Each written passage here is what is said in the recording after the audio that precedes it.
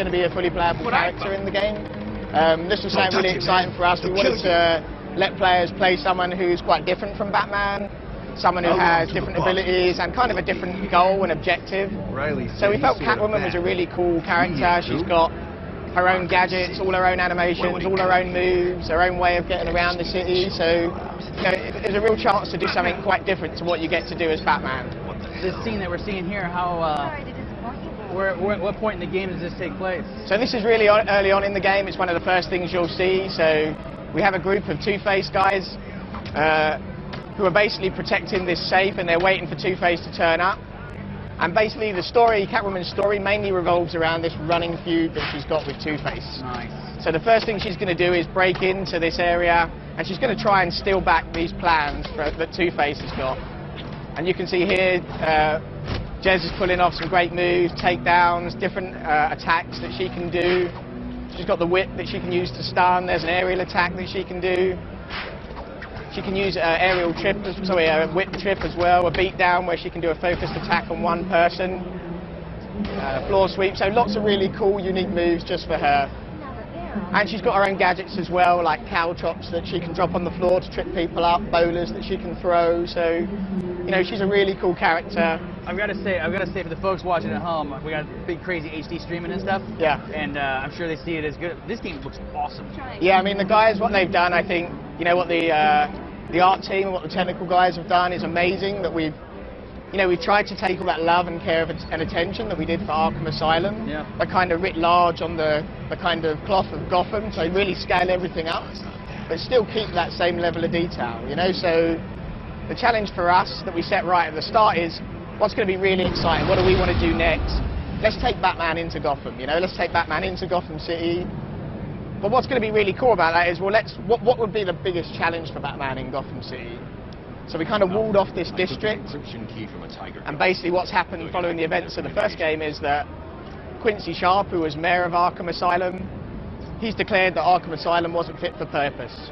So he's closed down Arkham Asylum, he's walled off this huge district of Gotham, and basically just thrown all the people of Arkham Asylum in here with all of the inmates from Blackgate Prison. So you've basically got this kind of concentrated district of pure super criminality, basically. Just every single one of Batman's worst nightmares located in this one place. And I think what's quite fascinating is that they're all out to do their own thing. So, you know, what Joker's trying to do is totally different from what Penguin's trying to do. That's totally different from what Zaz is trying to do, you know. So, and as Batman, you know, the only thing that's stopping any of these people getting what they want to do is Batman. But they're all doing different things, so it's a really hard kind of juggling act that you've got to take on as well. So I think that's what makes it really, really interesting. For me, you know, and as I'm sure all the fans that love the first game, you know, it sounds like, just the way you explain it, that there's much more content to this one than there was in the first one. Is that right? Yeah, definitely. I mean, we have still our core main story, which you're looking at around about sort of 15, 16 hours gameplay for the core main story. But then on top of that, we have all these side missions that you can do, basically going after different supervillains. And I think if you want to take down all the supervillains inside Arkham City, you're looking at well over 25 hours of gameplay. So it's a really good, solid amount of gameplay. You can see here actually one of the things that Jez is doing as he plays. He's identifying the Riddler informant. This is a guy who Riddler has paid to give him information, and Batman's identified him by cross-referencing with a database of all the different people that he knows that work for Riddler. So what he's going to try and do now is he's going to try and interrogate this guy. He's going to try not to beat him up too much. This is really the skill of this. He's going to try and avoid hitting the guy who's highlighted in green and beat everyone else up in the party and just leave the informant left. So it's quite a skill, it's quite a challenge, and you'll see that hopefully when he does it, it will leave just that guy and he can interrogate him for information on the whereabouts of different trophies in the environment. So one of the things, so you see, there's the last guy. So he can interrogate this guy now, lift him up, true Batman style. Oh, wow.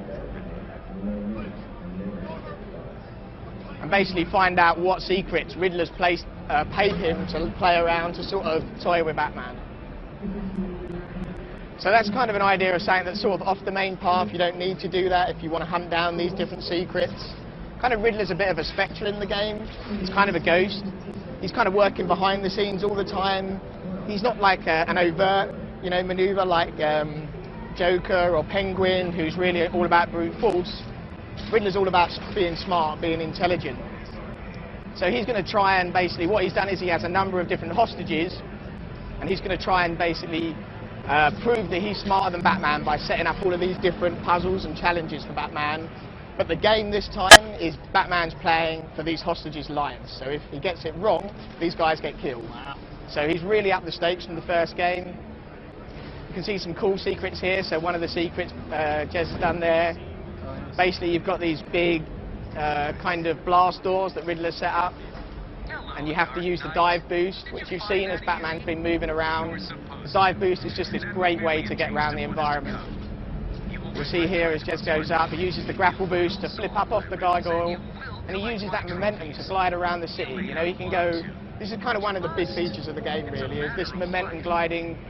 You know, it's probably the thing that actually wastes the most hours in our office. We're all playing the game, you're in meetings, we're talking about designing, and then we just set ourselves these crazy challenges to dive through different areas of Arkham City.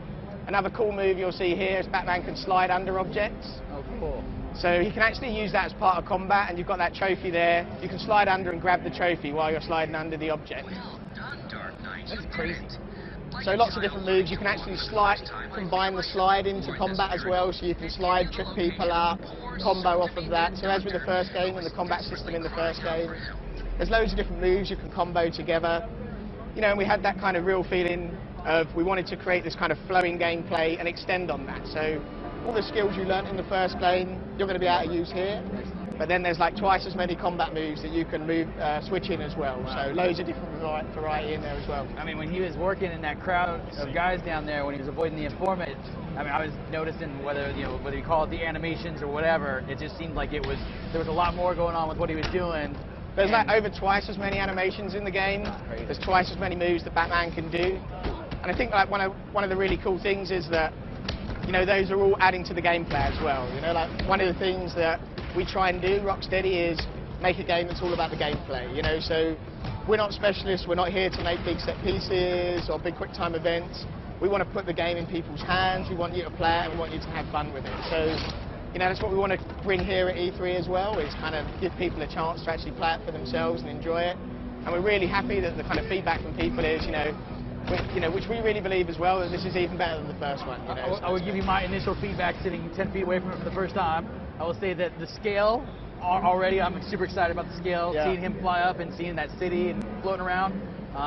And then the other thing is that I got one personal question I totally got to ask you. I had so much fun with the combo challenges they had in the first game. Are those back? Yeah, combo challenges are back. You know, our challenge maps are back.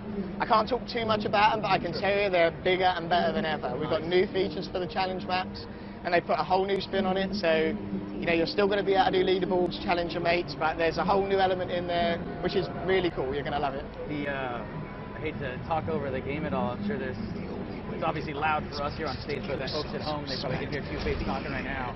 I've seen him in the trailer. It's amazing.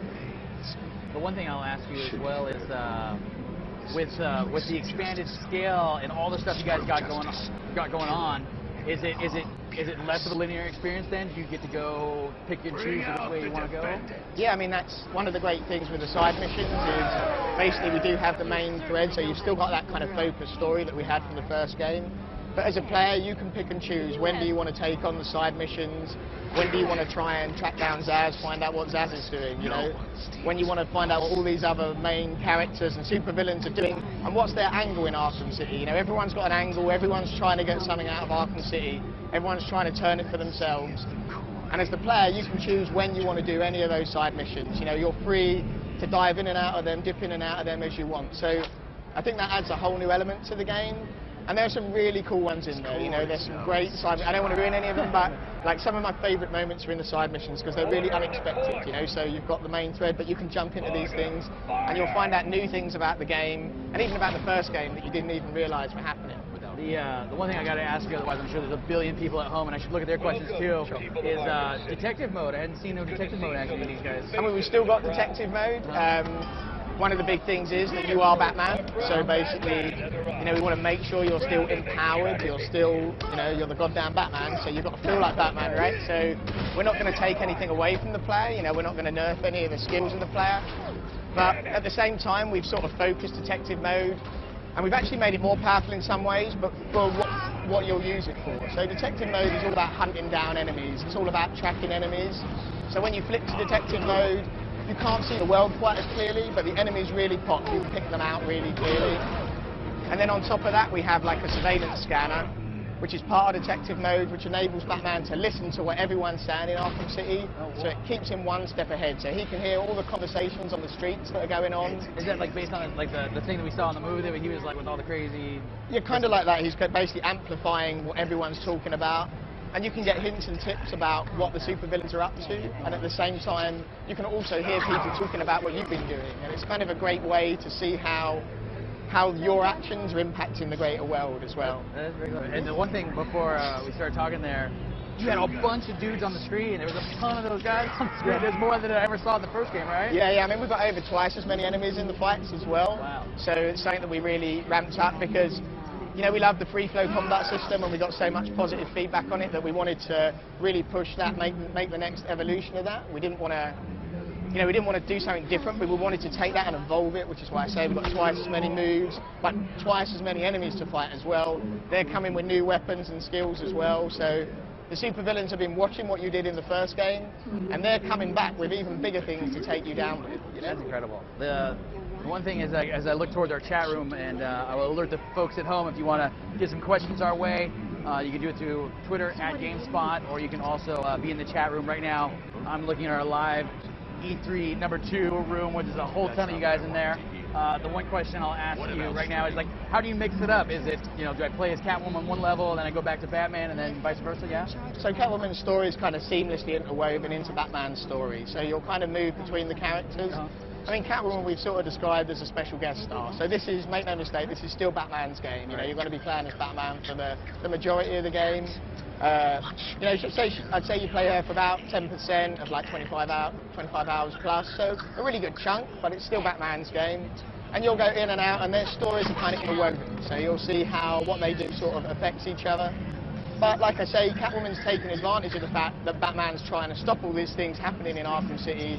So what can she do? She's out for #1, so, you know, she's looking to see what she can get out of the situation. But it would seem, right, you guys continue that kind of tinge of love relationship there, right? Yeah, I mean, there's definitely a spark between the two of them, however much either of them choose to acknowledge that, you know, and but they both have these different kind of objectives, and that's what kind of makes them fascinating, is that you never quite know which side either of them are going to fall on, you know, when push comes to shove. Yeah, oh, there we got some detective mode going on. What's he looking for here? So this is a cool moment, basically. You saw in the cinematic before that Joker's shot at Catwoman, tried to kill her.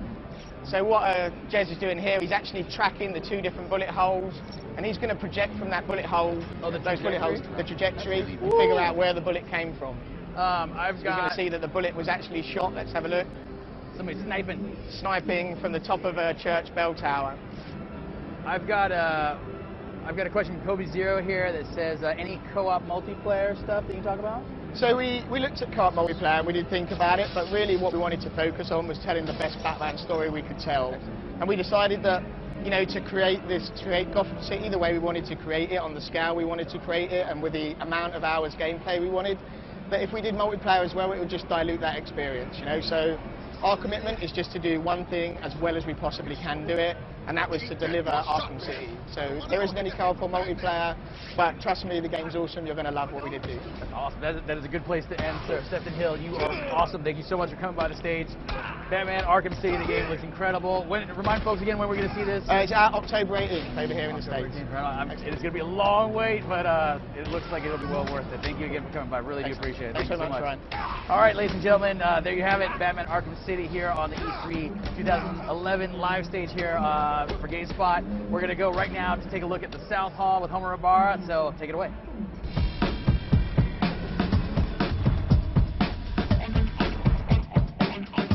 Welcome back to our virtual tours, everybody. Next up, we're going to be taking a look at the South Hall, regarded as the louder and crazier bigger brother to the West Hall. Let's see who's camped out there. Let's take a look at who and what will be on the floor in the South Hall. First up is Microsoft. 2 hotly anticipated titles that will be at their booth are Gears of War 3 and Forza Motorsport 4. Be on the lookout